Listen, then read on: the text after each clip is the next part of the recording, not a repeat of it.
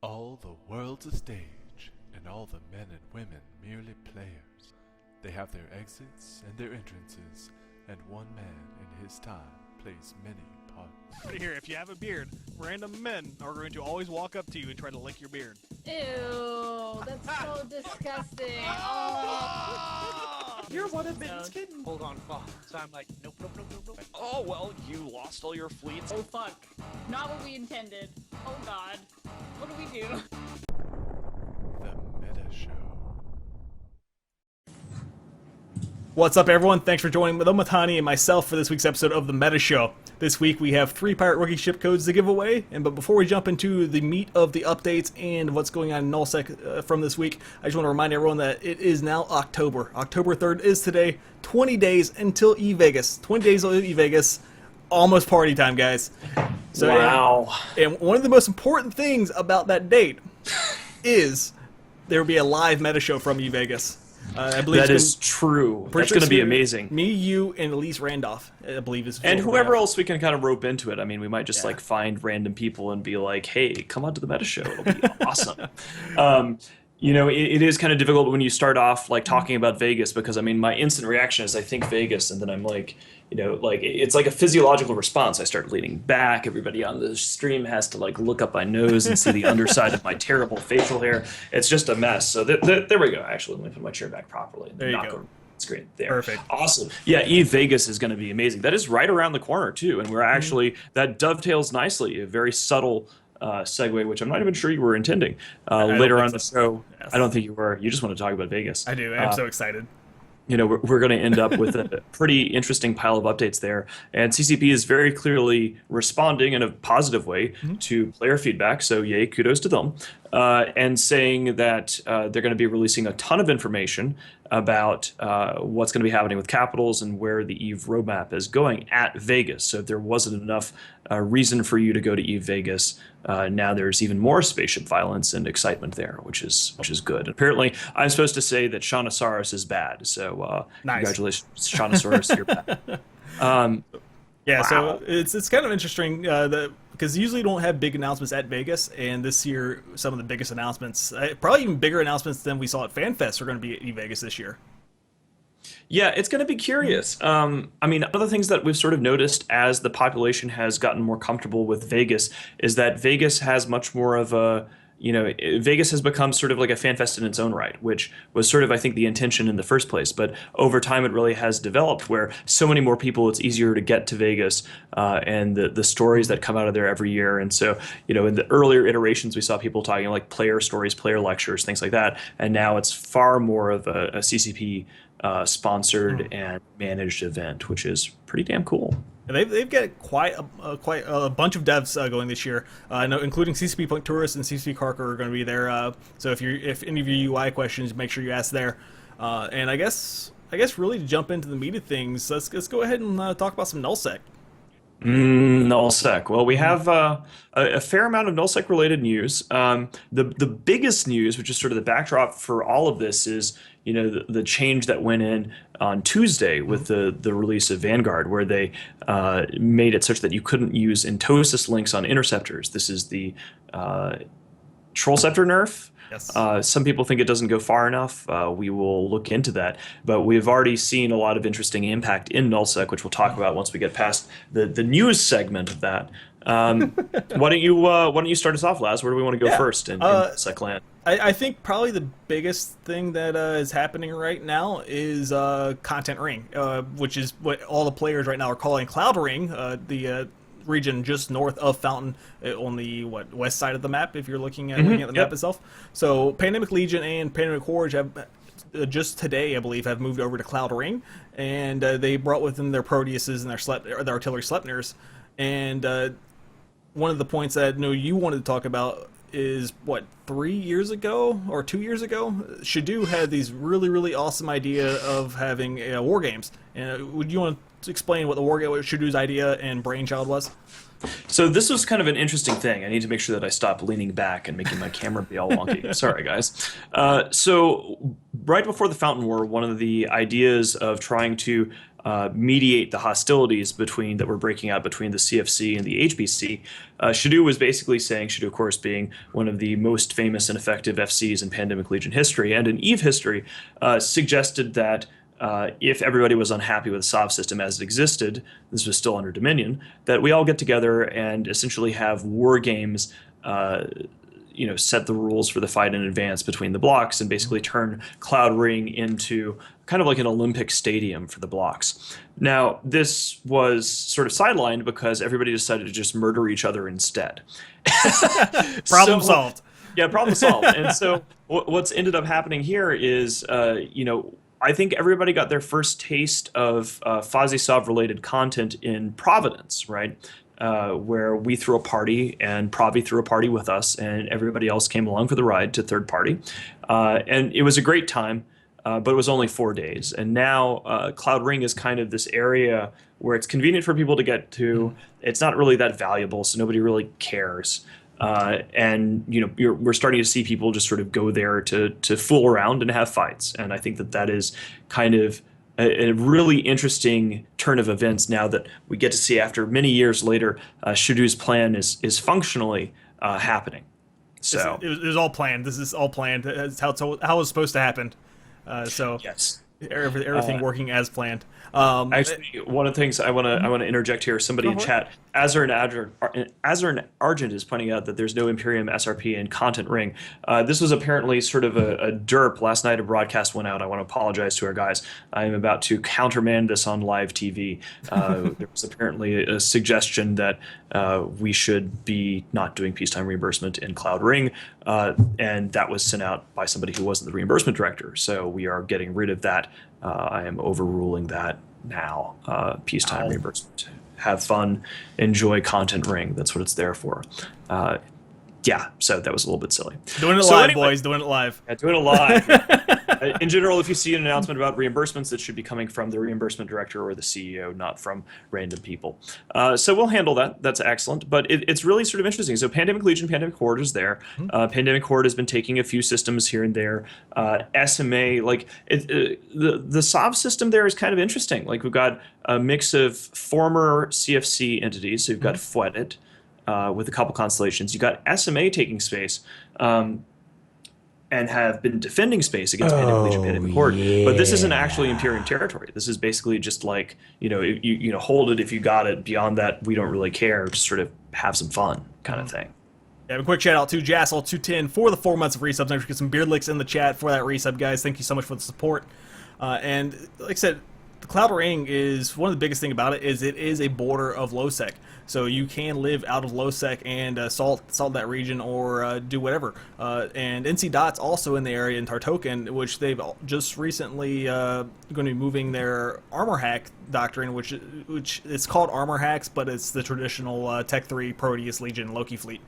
So we haven't seen much out of NC Dot lately, actual big combat-wise. So maybe if they get this new doctrine up here, we'll see more brawls out of them, or even in Content Ring with what's going on. But one of the big things to point out there is NC Dot and PL typically work together, so you won't really see them fighting each other. I don't know. We're going to have to see how that goes. All the way around, there's been a lot of movement. Some people are heading closer towards Cloud Ring. Of course, you also saw an alliance that doesn't really move around too much just moved out to Jiminy. I mean, that is Mortis Angels, who have vowed to destroy the Imperium and hate our guts. They just sort of up and went out to Geminate, leaving 5ZXX or 5XZZ, whatever the fuck it is. I always screw that one up. And they almost never do that. So that's kind of a thing. They're going to go to Geminate. Maybe they're going to fight Lon in Veil of the Silent. We're just going to have to see how that goes. I'm a little skeptical. The reason, and here's a subtle segue, a lot of these entities that have been doing this SOV harassment across the board have been relying upon interceptors primarily. As ways to hack. You use your interdiction nullifying, which is dumb, unless it's on a T3, and you go through and you hack things. Now you can't do that anymore. So we really haven't seen too much activity across the board. I think that's a good enough segue as any to go into the CCP Please section of our show. Actually, you can go ahead and hit it, but I'm going to go one last thing in terms of shameless plugs. I am constantly getting asked by our finance team to shamelessly plug not only the amazing giveaways that we are being able to hand to you, our loyal viewers, by CCP. Thank you, CCP, as we move into CCP, please. Blue microphones, Razer, shameless plugs, shameless plugs. Yes. Absolutely love that. But also, our rental program, Section 8, if you would like to live happily and safely in Imperium space and not join us and make lots of money and be within the smothering arms of the state, it's even more secure than before because interceptors have been nerfed. So feel free to reach out to Section 8, look into the info of Goons from Federation, and that will direct you to the Section 8 rental program, as will the want ads, sell ads market segment on Evo, whatever it is, the buy, sell orders, sell your crap subforum. Okay, shameless plugs out of the way. Done. Done. Yeah. Done So and done. the biggest thing about the troll scepters being out is you can still get frigates, faction frigates, stuff like that can go the same speed and keep that 4,000 meter second ceiling limit that they put on the new scepters, or not scepters, new frigates. But the thing is they can't get through bubbles. They lose the bubble immunity, and that's a really, really huge factor whenever you're trying to run gate camps throughout Declan or Pure Blind or just anywhere in space. Not being able to just instantly warp out of bubbles means that you can easily get caught by delay bubbles from Sabers, or just a huge Theta gate camp with 6 Titans, so you can't cloak up. It's a big deal, and I think people underestimate how much not being able to use your space taxi to go and toast these things actually is. Yeah, I mean, we saw primarily, like, the reason why the troll scepters were so bad and the reason why CCP implemented at first a 4,000 meters per second speed limit, and then they went another step and nerfed the troll scepters. You know, my position has always been consistent through this, is I'm a big advocate of when you are hacking, your prop mod is off, right? If hack on, prop mod off, it solves all of the speed related problems. Basically, to start a SOV challenge, you are anti-ing something, you are putting something at risk. And the idea behind disabling prop mods is basically, okay, well, you're going to be here, you're going to be stuck in space, if you are going to try to spawn a whole bunch of timers that everybody's going to have to deal with, you at least put your ship at risk. So what ended up happening previously was people were able to run around and hack with these interceptors, which are interdiction nullified, and they had no real risk whatsoever. So it was a huge pain in the butt, and it was stupid, and now it's done. So congratulations to CCP for getting around to doing that. So we are pretty pleased about that. But yeah, no, that's interesting times. Just seeing, if you look at the SOV map, you just don't see as many pointless throwaway SOV contests. I mean, I think people want real SOV contests, you know, but not just the bullshit people go away things. And like you said, the whole point of going and toasting something is to create content, and CCP's whole goal is to create smaller content. And if someone's just going to start hacking and run away, then there is no content generated for anyone. So I think definitely they're moving in the right direction. I think there's a little bit more tweaking they can do to it. All right. Let's see. Let me see. Hold on a moment here. I'm busy dealing with people telling me that they're happy about the Cloud Ring thing getting fixed, and so sort of slightly amused by all of that. That's going pretty well. People are a little upset about that. So, guys, if you were watching this week for the dev blogs, actually yesterday when this was released, CCP Seagull came out with a new video discussing the updates for the fall to 2015 to spring 2016. And we're going to kind of go into that. I'm going to paste this dev blog into chat. And if you want to go ahead and pick your favorite one off the list there, Mittani, we can start off talking about the updates. Okay, well, I mean, the biggest thing, of course, is the November update is going to be the big one. Like, they're going to be changing the launcher system, like they're having a new beta launcher, and that's great. But of interest to meta show watchers is anything and everything involving SOV and big, massive scale warfare. So, it's really November. CCP is shifting, as Laz has pointed out, from having an expansion system where having a pseudo expansion system where every 6 weeks we get a patch of little things. Seagull has really come back, taken command. She's, as part of this roadmap, this dev blog, she's done another video, which is excellent. It's great to see CCP Seagull out in front taking charge of the product. And in this most recent video, she's explaining that, look, okay, we're going to have a few things in November, and then we're going to hold a bunch of stuff back and have a really big, proper winter expansion. So the biggest changes we're going to see November. What is it? I believe it's November 3rd is going to be the big one. November 3rd, Parallax Yes. is the name of this expansion. Excellent. So the big thing here, of course, is reduction in jump fatigue, which has been colloquially known among some sectors of the player base as space AIDS. That I think that's what PL typically calls it. And so it's kind of like the Jovian disease, I guess.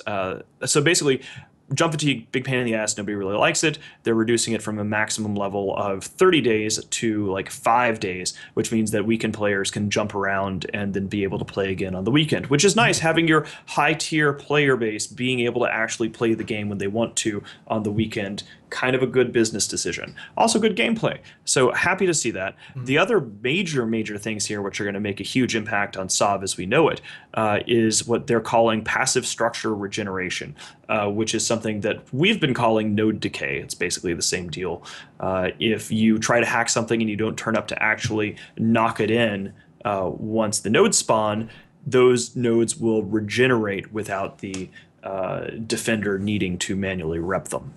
Yeah, well, and that coupled with the Troll Scepter nerf, I think is really huge steps forward for the Aegis SOF system.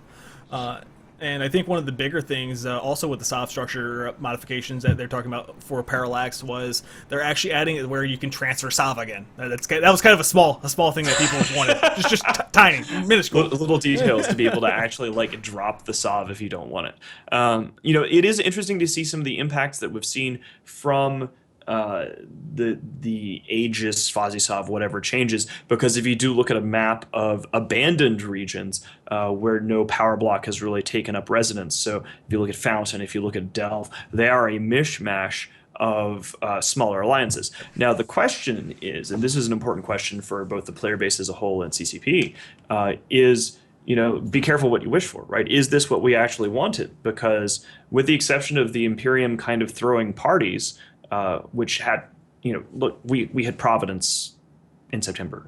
That was fun, right? In August, I think. All 4 days of it?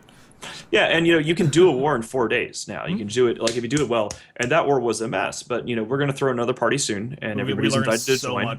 Learned so much from that war. We learned a ton. But, you know, looking at these, you know, looking at the map of Fountain, looking at the map of Delve, you're not really seeing something that creates events. Right, you know, you have little small gang people fight. What's the funniest thing about this is that, okay, tangent time. Okay.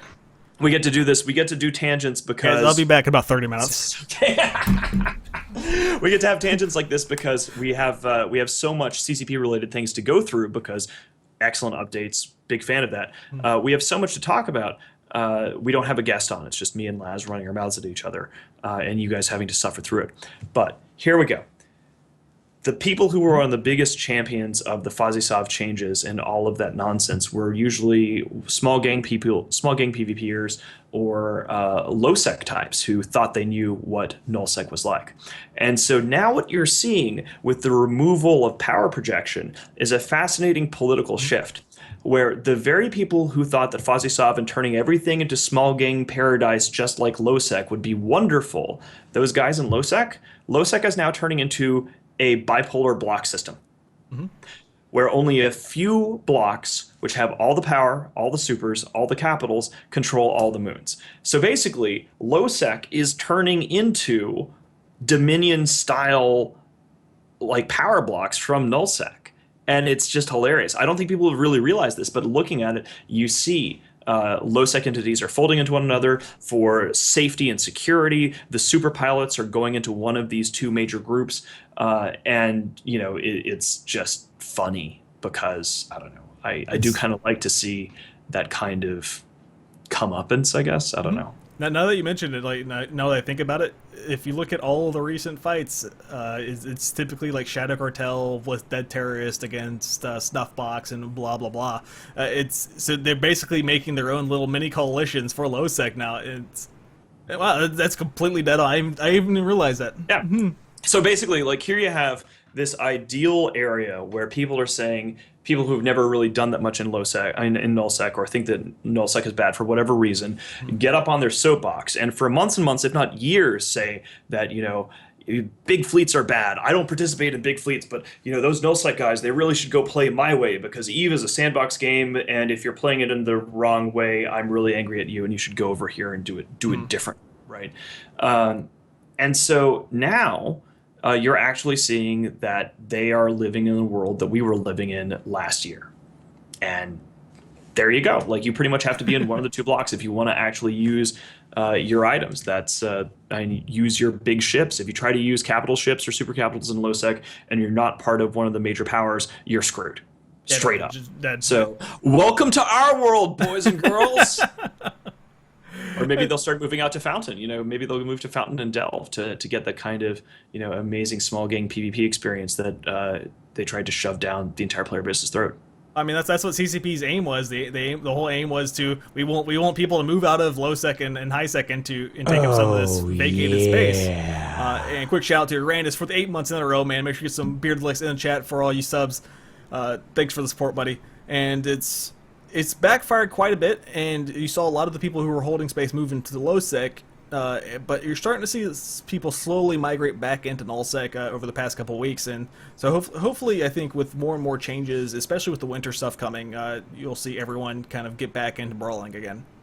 I actually want to, so a couple things here. I want to respond to something that Toad in Disguise mentioned in chat, which is an interesting point. So he says, Toden says, so what you're saying is nullsec players got bored and rolled lowsec tunes to blah blah lowsec. That is absolutely not what I'm saying. Here is what happened in lowsec, guys. So lowsec had always had a very faction battleship, pimped out ship, you can't get potted culture. There's lots of people who had high SP tunes. However, lowsec never developed into blocks before, because what would happen is Pandemic Legion and any other nullsec block could project power. So the moment that and this changed around Phoebe, the moment that a lowsec capital fleet started fighting another lowsec capital fleet over moons, everybody was stuck there, and then the blocks would go, oh, hey, tasty, and rush to lowsec and devour them, right? So after Phoebe hit, and suddenly it's a lot harder for PL to go, tunes, yes, I said tunes, their faction tunes, whatever, mommies, toonies, iskies.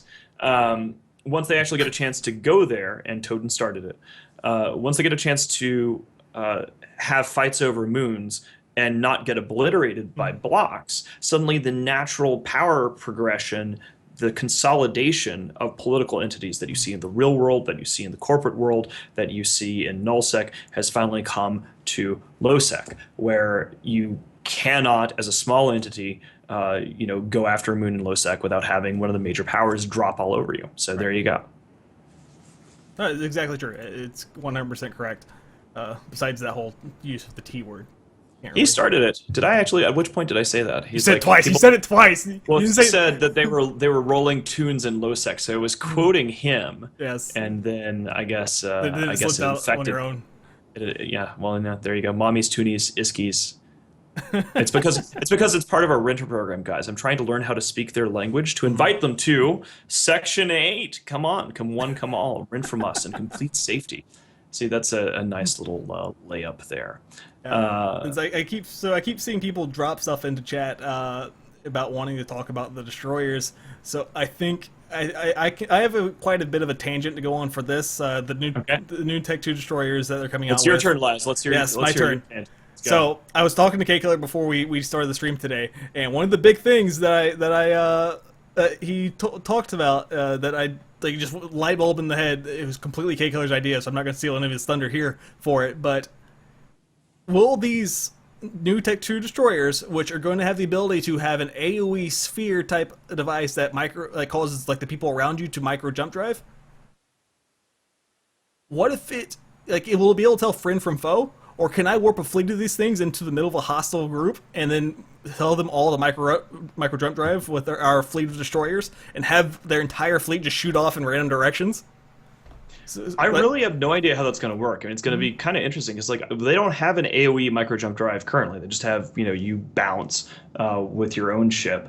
If you ended up having destroyers being able to sort of like suicide, I mean, obviously we send suicide dictors into fleets already, right? So what happens if you end up having basically a suicide jump destroyer, which gets into the enemy blob and just like bounces their logistics ship? I mean, that's what you do. Is if they had a Logi anchor, you would dive bomb their Logi anchor with your destroyer, and then you'd fire all the rest of their logistics people, like 100 clicks away, and then murder them.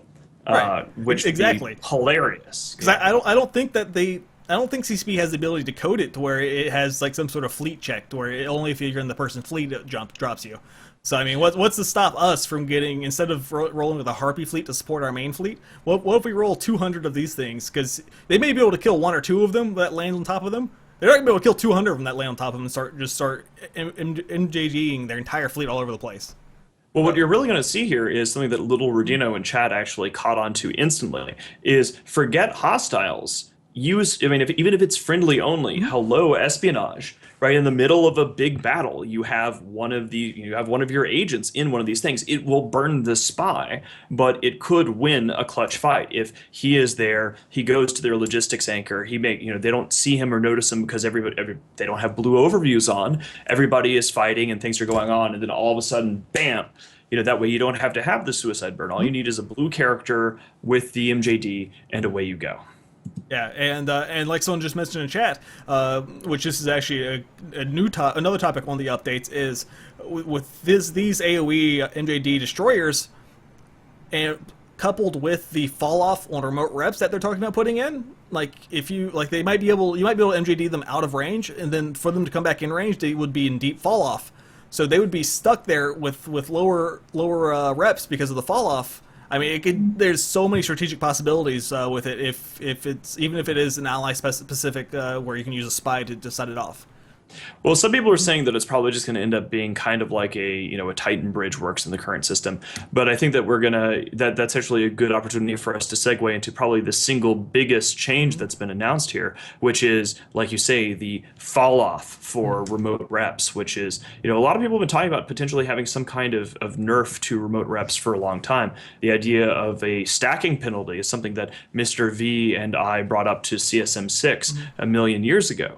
And so here we don't have stacking penalty, but you do see the idea of reps having fall off. I mean, what sort of an impact would this have, do you think, on fleets? I mean, we're going to have like a tight ball of just line ships and logic ships, right? They're going to be a lot more vulnerable. Yeah, that's what I'm worried about. Honestly, that's what I'm most worried about. Is right now on the current meta with the T3 doctrines and everything, is you have these balls of Tech 3's huge tanks, and then you have a huge ball of logistics. And what happens is the hostile fleet goes straight for your logistics, and whichever side kills enough logistics so that they can start killing Tech 3 cruisers first, then the other side just disengages and gets out.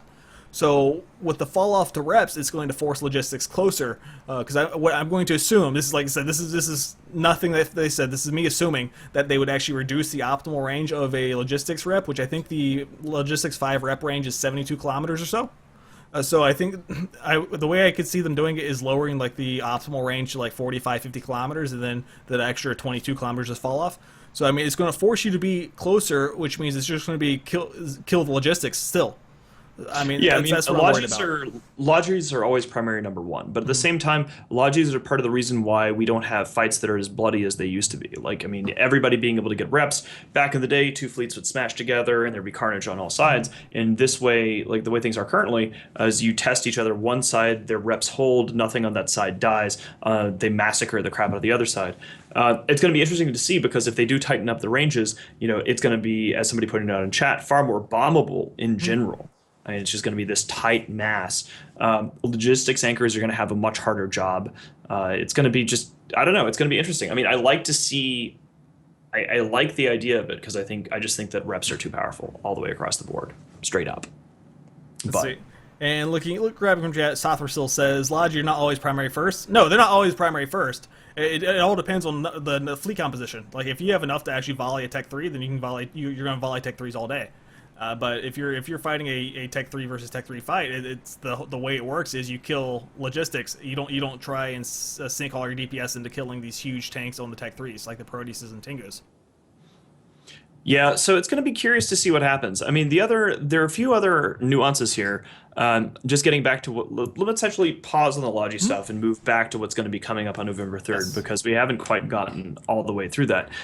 One of the biggest things that's going to happen for people who are trying to manage alliances is that they're actually going to have toggles on your iHubs, because we used to have 2 iHubs in every system. We had a war iHub and a peace iHub with different upgrades in it. And so they're actually going to have a system here where you can install Sino jammers or whatever in all of your iHubs if you want, and then there's just going to be an on-off button on the damn thing. So you can go like, oh hey, we need to have the jammer on, flick the switch, and away we go. So that's good. I'm happy about that. As is GSOL, I'll tell you that much. Well, I mean, there wasn't a lot of discontent about that as well because we lost a ton of iHubs. Like CSP just blew them up whenever. That's right, they did. Yeah, Yes. it was kind of like a taking. Like when they implemented the system, we didn't make a big stink about it. I mean, it was really annoying, but basically we had all these iHubs, and if you had more than one iHub in a system, it would just vanish, and that was probably like 90 to 100 billion ISK worth of upgrades and items just. Pocket change, guys. Well, what can you do? Yeah, you gotta take some lumps sometimes. So yeah, I mean the missile. Another thing, of course, is the missile tracking disruptors. I mean that's a whole thing. That's actually really interesting, and I'm not sure how I feel about them because there's already a way to counter missiles in the game with the firewalls, which is using smart bombs to detonate missiles before they actually get to the target. So you still have the firewall application. Then now you have an EWAR application. So I don't think it might be a little bit overkill because they also say that they're not going to be buffing the range for the new missile guidance systems that they added to the game a few patches ago. So those are saying the same. Besides, they're getting a slight buff to explosion velocity. I believe it's explosion radius. So it's a little bit of a buff, but you also have these huge downsides. And one of the big things about it is right now when you're looking at nullsec meta and fleet doctrines, when you're deciding what ships to put into this fleet doctrine, a lot of it revolves around what can I cram into this mid slot? What EWAR can I put in here to help counter the hostile DPS? So in Tengus, you can drop one of your hardeners and actually fit a tracking disruptor or a missile guidance disruptor, a sensor damp. I mean, they're not as effective as a bonus ship, but I think this is a lot of the fleet doctrines you see right now are missile based because there is no tracking disruptor or way to really shut it down. Because if you go into EFT and look at the actual stats of what happens to a turret ship whenever, even with a single unbonus tracking disruptor on it, it loses so much range. Yeah, I mean, I just don't really see much of a, compared to a lot of other things that you could be, I mean, why would you not just use a remote sensor dampener in that slot? So are these going to stop the ability of a tracking disruptor to squish optimal? No, I don't know. No, these I'm not sold on them. I'm not sold on them at all. Yeah, I think it might be a little bit overkill, but I think we're just really gonna have to see what they look like once they get applied to CC and people update their EFT and look at what it actually does to like an HML Tengu or an HML Drake, anything that uses that missile range. Because like I said, with the firewall as well as this, it's quite a bit, and people just started moving back into missiles with the HML buff. So it's gonna be interesting to see what the meta does. Yeah, I mean, one of the things that this is again something that Banzai Bard has just brought up in chat is what do we think about CCP shifting to the expansion system from the 6-week thing and delaying the fix on supers until sometime next year. So all of these items, all these adjustments that we're seeing that are getting pushed into winter, I think it's good that they have more time on it. I mean, I think that what we have seen from the rushed nature of Fazisov is that it was very dangerous to the game, very dangerous to the player base's confidence all the way around. The player base has shown over many years that EVE Online's community is perfectly happy with 2 expansions a year, with lots of hype, lots of marketing, lots of something to look forward to. It's exhausting to the developers as well to do the 6-week cycle thing. I think it is better all the way around to have more opportunities for feedback for the players to say, hey. So imagine what would have happened if we had actually had an expansion system and more time for feedback and communication about Fazisov, right? Like we would have said, troll scepters are a problem. In fact, we did, but the developers were probably so fragged just pushing things out the door every 6 weeks that got, we'll fix it later. So I think it's a good thing. I think that getting supers, I think that super pilots and super carrier and Titan pilots have already had to wait for so long that it is better to have them wait for a few months longer to get it right than risk pushing it out the door and really destroy any hope for those pilots to go like, oh, here's your fix, except it's not really very good. Yeah. Right. I think I completely agree with that. Because with the amount of money people sink into these super capitals and just capitals in general, if they don't do it right the first time, then a lot of these people who currently don't even sub their supers are just going to kind of walk away, forget about it, or they'll resub it for a month just to sell it. Yeah, exactly. They'll say, "Get me out of here," and that's that. So, I mean, we'll see more about this at Vegas. One of the things that's going to be interesting is that they can begin the feedback cycle at Vegas. They can announce their draft changes for what they'd like to do, and then we can have an awful lot of discussion and communication about it to make sure that it's something that people will have something that they're happy with. I'm actually hoping at Vegas they announce some of these changes on Friday, since the actual event starts on Friday. So if they can announce that stuff Friday, and then we have the live meta show on Saturday, then we can really dig into some of that stuff. Which at least Randolph is actually in chat with us now, who's already committed to coming to waking up early. Well, I guess 1 p.m. early for Vegas, right? 1 p.m. early to actually be on the show with us. Well, I think one of the things, I mean, he's saying that he's got 2 unsub Titans and 2 unsubbed super carriers. I've got an unsub Titan. I've got an unsub super carrier. I don't have multiples, but it's kind of the same story. Like, you know, these are the strategic weapons, the nuclear weapons of EVE Online, and unless there's a BR5 or a block war going down, there's really not too much reason to have them around, right? Like, you know, why should I resub my Titan? And I think that that's the question that a lot of people are asking CCP and are looking forward to, you know, a good reason to use it. And of course, in the Imperium, a lot of our Titans are subbed just because we put them on gates and act really stupid and hilarious with them because we can, and why not? But we also lose them retardedly to drive-bys, as you guys saw a couple weeks ago. Yes, we are also very bad at that. That is kind of how we roll. So people are talking about subs. Actually, I want to go ahead and plug one of the new systems here on TheMittani.com for all of our shows is, and I actually have to remind the guys to talk about it because they're so bashful. It's kind of adorable. Twitch is an entire social system across Twitch TV where everybody is constantly talking about donations for streamers.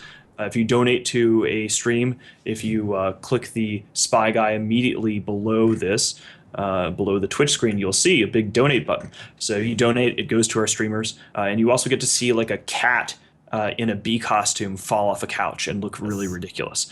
So feel free to do that. I encourage that. We have to teach our guys how to hustle because they don't actually seem to. It's like they don't want your money or something. I don't really understand. It's like, hey guys, you can take donations now.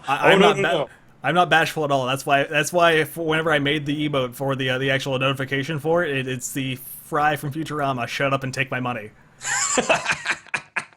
That's excellent. Most suitable.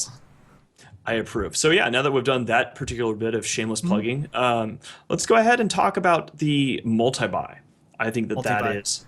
Oh man, yeah, it's really really awesome. And I actually got yelled at by CCP Carker on Twitter on Thursday because I was streaming some EVE and I didn't use the multi-buy feature, and so she was watching stream and then tweeted at me all mad. So I actually going to show it on stream real quick. You guys see my awesome Kur. This is not V's Kur, it's mine. But if you go to your browse and see all your ship fits, stuff like that, you go, and we're going to use this Federation Navy Comet as an example. See all my nice little fittings here. You look down here in the bottom right-hand corner of the fitting management window. You click Buy All. It actually comes up with all the items. Gives you the percentage of how much the markup is, and it's all in the current station. So you can set it. You can look for different stations here, and you can also buy multiple quantities. Like you can adjust it as you need to. Like it's all done for you. It's amazing. So I can literally click buy, and it bought the ship for me, and all those fittings are sitting in my hangar. All I have to do go is symbol ship, make active, and we're actually just going to go ahead and apply the fitting real quick. Browse, where is my fit?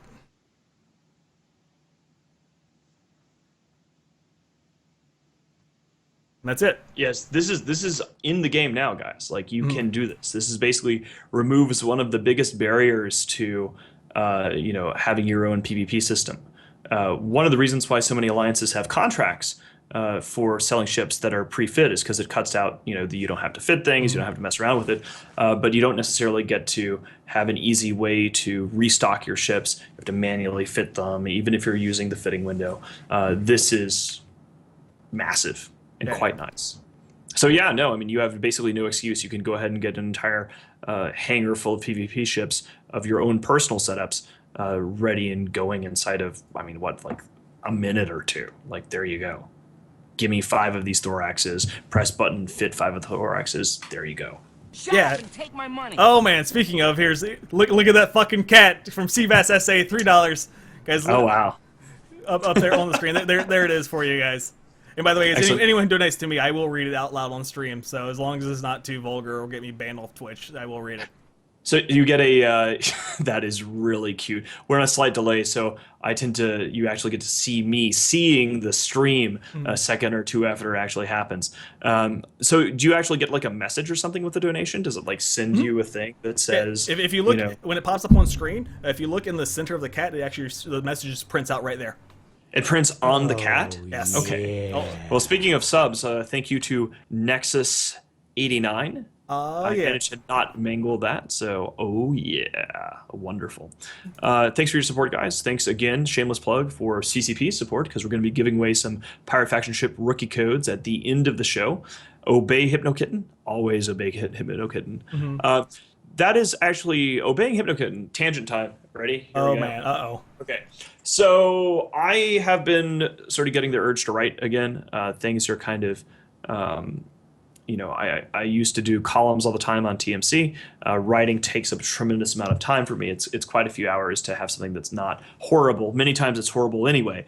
But I was asking on Twitter, actually, because I want to come up with a name for a column that's not going to, have 1 million characters long, like Sins of a Solar Spymaster, or not something that's going to like lock me into Eve, like traffic control. I sometimes want to be able to rant about this and that. So if you guys have any good ideas for what you'd like to see for a Mittani column on TMC, written rather than words, me ranting on video, just let me know what you'd like to see. We've got options would be, we're talking like somebody saying Mittens missives, Mittens' mailbox, Mittani's memos. I have no idea, but everybody else has better ideas than I do anyway. So yeah, Helicon is artsy. Is there a place they should send these ideas to? Just put them in chat. Just put them in chat, and if I see something that actually catches my eye, I mean, if I wanted to go for like the super like Liebox style, over the top totalitarian like Pravda thing, you could just be really offensive and call it our truth, and just I'm actually kind of thinking about doing that because it's just so over the top. But there you go. Anyway. So let's keep going. We have so much to talk about in terms of things that are happening with CCP. Somebody's saying the 5th column. I like that. Wow. His regards. That's reasonable. You're around us. That's a decent idea. A little bit matches your machete. It does. It does. His regards. Kill marks. You want to talk about kill marks? Yeah. Kill marks are actually pretty interesting. And if you go to the website, the dev blog we linked earlier, you can see the actual video for it. What the kill marks are is as you get killing blows on your ships or on other ships, you get little hash marks and emblems onto your ship. And I think as every X amount, it'll actually add a bigger emblem to the ship, and then it'll keep stacking up. So if you're a better solo PvPer than I am, you can actually get solo PvP ships with racked up kills. Or if you're a fleet PvPer and you manage to live quite a few fights, I know that's very rare when Sothor Sills FCing, because I know he's watching. But you can get all those sweet fleet kills and hash marks onto your ship, on your Dominixes or your Tengus or Feroxes, and just keeping them alive. You can just get more and more marks. It's really awesome, and it's just something for people to show off. And I think I'd love to see. I love to live the idea, and I love to see people be able to put like Alliance logos and stuff on their ship. If maybe CCP can eventually do that.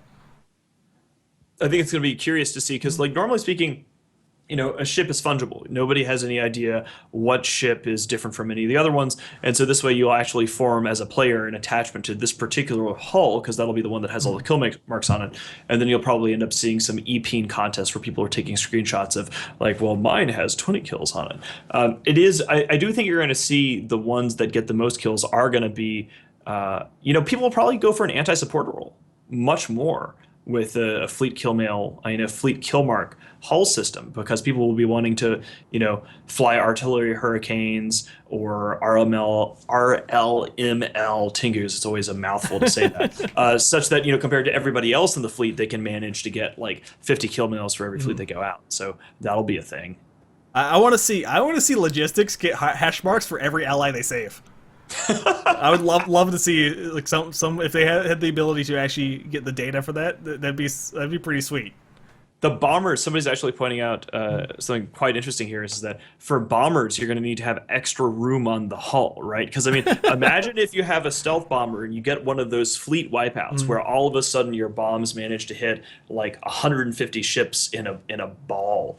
Of course, that would also require people to put massive fleets like that on the field anymore, which is... wow, shots fired! Yeah.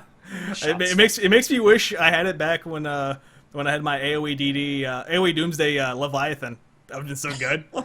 my very first Doomsday with my Leviathan, I had 189 kills. Oh, new donation from Goldsnake as well. Saw Susie sitting in a shoe shine shop where she sits, she shines, and where she shines, she sits. Wow. Okay, tongue twisters Yes. in the donations. That's excellent. Hey. Yes, just going to be... Wow. Yeah, I can see that now. And sure enough, just like the cat, Laz kind of fell off the couch on that one. So well done, Goldsnake. Thank you for the donation. Laz's wounded pride will be soothed by what goes into his wallet. So there you go. So guys, I will. Any donations come through, I will read them on streams. As long as that won't get me banned, which I had to pause there for a second to finish reading it for. Just to make sure it wasn't something that was completely offensive and would get you killed. Exactly. Awesome. So we'd also like to take user questions. We're getting towards the end of the show. We're about to be handing out pirate ship rookie codes that CCB was kind enough to provide to our viewers. We love you, and we love to make it rain on the boys, even as you make Laz do tongue twisters and make it rain on him. So I'm curious if anybody has any questions they'd like to ask about what we think about the SOV system, the upcoming changes, what life is going to be like in a Logi Rep fall-off world. Lay them on us in chat, and we will get to those as we grind through. If you want to jump to the front of the queue, of course, you can always... Actually, this will probably be a thing when we do Q&As. I hadn't really thought about it before, but we could have... if people donate, they can just jump in the front, like, answer my question, here it is, and then we're pretty much obliged to instantly drop what we're doing and answer the question. So, well, a lot of streamers actually do that, where they won't actually typically answer questions unless it comes with a donation. So. Somebody's saying, does Twitch take a percentage of the donation? Twitch takes a percentage of subscriptions, but they don't actually... Donations go to a PayPal account that's then distributed to the streamers. New donation, as you're talking about it. Hey, dude, from Celeste Luna, hey, dude. Oh, it disappeared. No! It said, did you just fail? Hey, dude, I was thinking we could go do something... Dirty, yes. Go do something dirty, yeah. Okay, wow. Well, that's the thing. Oh, baby. Excellent. I am always mesmerized whenever I get a chance to see the cat falling off the couch. So Urandus is asking when he's going to get to be a guest on the Meta Show. I don't really know. I mean, you can reach out to Scion. We'll see about getting you on. We had Zenuria on. That was a really interesting show. Azure and Origin is asking, what do you think about Arindus' solution to Logi as opposed to Falloff? And since I don't remember from chat what his solution was, I need to actually have that retyped for us to be able to answer the question. He wrote a big article on it on TMC, which I don't remember the exact article, so I can't comment on it either. I feel so bad now. Well, Rip. And also, for all you guys that go around and scan the exploration sites with your stereos, etc., CCB posted a devblog or posted a thread that they're actually going to be improving the data sites, so you don't have to skip them anymore. I dropped that link in the chat for you. Somebody's saying, Mittens, have you read the Eve comic book that is you and Valrad in a bar with Hargoth? Yes, absolutely, because I'm in the comic book. That would be a little weird for me to have not done that. Are you happy with the fatigue cap of 5 days with both jumping with caps and using jump bridges? I think it's a pretty good idea. I mean, jump fatigue, nobody likes. I mean, it was just one of the worst. Phoebe really was too hard.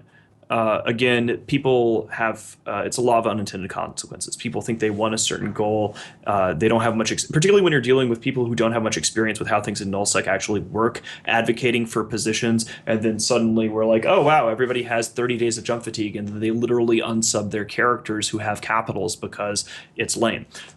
So I was never a big fan of the jump bridge nerf in the first place. Because there's so few reasons to own SOV in the first place that jump bridges having jump fatigue at all was stupid in my idea. in my eyes. So limiting it down to 5 days is good. It allows weekend campaigning. It's actually a pretty major change because I mean, going from 30 days maximum to 5 days maximum is a pretty significant turnabout, which I really like. So I'm glad that they've done that. I don't think we can really give an honest assessment of it until it's live because it's really something that we're going to have to test and see what people do with it. Yeah, I mean, I still don't think like just because you have to, the jump ranges are so short now. I don't think that you're going to see a return to any kind of pre-Phoebe teleporting across the galaxy situation. I mean, Habit Gaming, Elise Randolph in chat here, can tell us whether he's planning on bouncing boot fleets or slowcat fleets across the galaxy again. I just don't see that happening. So I mean, I think it's a step in the right direction, but you know, capitals really need a revamp. They need a reason to exist. And as it stands right now, so good. Glad they're doing it. Still not a huge fan of the whole system. And by the way, guys, we're going to use this pause real quick and make sure you go ahead and type in chat, guys. I have the link running. So for our giveaways, make it rain on you guys. And thanks again to CCP for giving us these pirate rookie ships to give away to you guys. So just type in chat, make sure you're following the stream, and if you win, just message the channel saying, "Hey, I won X code." That way, I can send it to you after the stream. Okay, so somebody actually, I'm trying to scroll back here in chat because Arindus had put his idea for fixing Logi in there so we could talk about it, but I think let's see, the solution was multiple different remote boosting modules to buff local tanks. Oh, I see. So basically you would be buffing local repping. Well, that's interesting. The problem is implementation. I mean, CCP has relatively limited resources in terms of what they can code. You know, they only have so many devs. So adjusting logistics, shifting the system based upon that reality, you could either put a stacking penalty, i.e. if you have 5 or 6 reps on you after a certain threshold, additional reps don't give you as many HP, or you can do what they've done here, which is you just put a fall off on the range because that's existing you know, code. So it's just easier all the way around.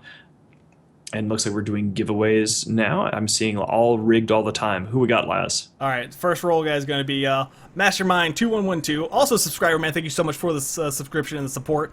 You win the first code. We get 2 more to give away. Going to go into the next roll here. Baby Blue, you've won the second code. Make sure you message this channel. And then the third is Hilda Luzernine. He's actually my corporation, so completely rigged, guys. Always rigged, never not rigged. It is the Mittani.com channel.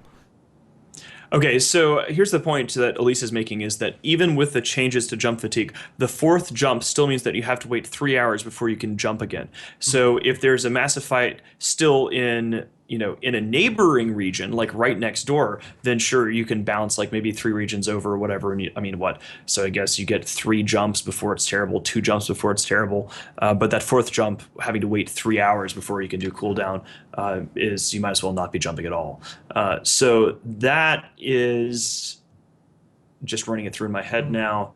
I mean, it's good for expanding power projection slightly outside of this little sort of fishbowl situation we're in, but it's bad. I mean, it might actually result in PL running around and conquering Losec again. Like it depends upon how that works. Like maybe they're letting, you know, Snuffbox and those guys get their super and dreadnought fleets running around and turning into blocks so PL can then gobble them up once that happens. But in terms of actually like bouncing across the galaxy VR5 style, you're just not going to see that happen. Not with 3 hours to wait out after the 4th jump. Well, I mean, you could. I mean, on a 22-hour fight, I mean, what's 3 hours? Somebody's actually asking if you expect Losec to unify into 2 groups, which it already has, whether people are aware of it or not, it has, politically speaking. Do you think they'll act as a buffer between high-sec and null-sec? No, because there's no such thing as like a high-sec, null-sec, anything, right? These power is only projected at local points, right? So if you come into Imperium space, it's not like there's just Titans sitting around everywhere. Well, it kind of is in Declan, but outside of that, it's not just Titans everywhere. So there's no need for a buffer between these different areas, but it is hilarious that they're in a block-based world now. Well, welcome to our world. Yeah, pretty much. When will battleship doctrines return? Battleship doctrines are likely to return when bombers are no longer a very effective hard counter to battleships. Right now, it's just too much Well, I don't know. I mean, I think it's wouldn't just go that too far. easy. Bombing right now is in a decent place, and bombers can be countered by a decent FC as well as smart bombs. So the problem right now is with Aegisov, everything's too mobile, and battleships are fat and slow. Yeah. Everybody can zoom around. You need to be able to get from point A to point B to be able to chase things down. Now, that's just a thing about the meta right now, because we're going to be trying out some new tactics that are going to be a little bit more well-paced. But certainly in the Pravi campaign, battleships were dead in the water. You could only use them to like camp staging systems. Right. We are pretty excited to test some of our new ideas and lessons learned from Pravi, but we can't really talk about that now because that is OPSEC. But you'll see it soon. We're planning on throwing another party, and of course, as usual, everybody will be joining in. Soon, TM. Soon. Let's see. And Elise says battleship doctrines are kind of in vogue at the moment. The South is flying Max and Balgorns almost exclusively. Yeah. Well, what they do down there, that's kind of on them. Well, Max are kind of off by themselves because Mercurials do have quite high agility and they are pretty useful as a battleship. When he says the South, I mean, is he talking about like the Southeast? I think he's like the Russians are doing? Russ. Yeah. Yeah, I mean, the thing is that kind of stuff, you can have doctrines like that when you're not involved in a full-blown block war. Like it was like with the Fountain War, where you saw Timble's like very expensive faction battleships are great until somebody actually kills them and you can't resupply them. So they're not really like line doctrines in my like from a warfare You need perspective. a meat grinder ship. Yeah, exactly. Like Mercurials and Bailgrunts are great when you want to faff about and not worry about resupplying them or really going over objectives. We haven't seen a full-scale like battleship war doctrine in a while. I mean, other than Last our one was Dominix, Halloween War, which we still were using Dominixes back then. all dummies all the time. Yeah. So Elise is pointing out the reason why nobody is afraid of bombers that are using battleships again is because Hroft, who was old Hroft, is a very famous, very effective bomber FC, and so he stopped playing. So nobody's worried about bombers down there anymore. So that makes sense. We should just send boat to the south then. Actually, maybe What's up, that bros? sounds- yeah, that actually sounds pretty entertaining. So.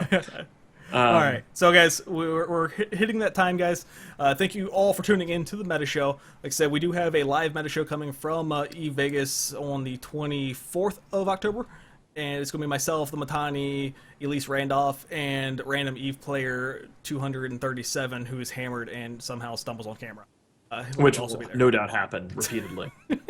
So also we heard your feedback from the last time about how we are going to start getting outros for our shows such that you don't have to have us awkwardly staring deer in headlights style as we say goodbye. This is me saying, well, actually, I'm just staring like a deer in the headlights. I don't know. Have we gave away the third code? Yeah, everything's gone. Everything's gone. Wow. Done. Okay, on. Just kind of making it rain on the boys. Thank you for the donations. Thank you for the subscriptions. Thank you for the follows.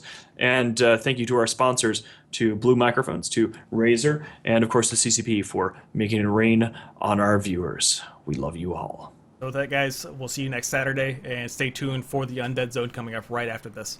And we will totally have an outro for next week, I swear. Hopefully. Maybe not. I'm just going to keep running my mouth until you cut this off. That's okay. I'm rerunning the intro. So oh, really? You're going to rerun the intro? Rerunning the intro as the outro. Clever. Are you going to start that now? Is this sort of You always walk up to you and try to lick your beard. Ew, that's so disgusting. Oh. You're one of Mitten's kittens. Hold on. Oh, so I'm like, nope. Oh, well, you lost all your fleets. Oh fuck. Not what we intended. Oh god. What do we do?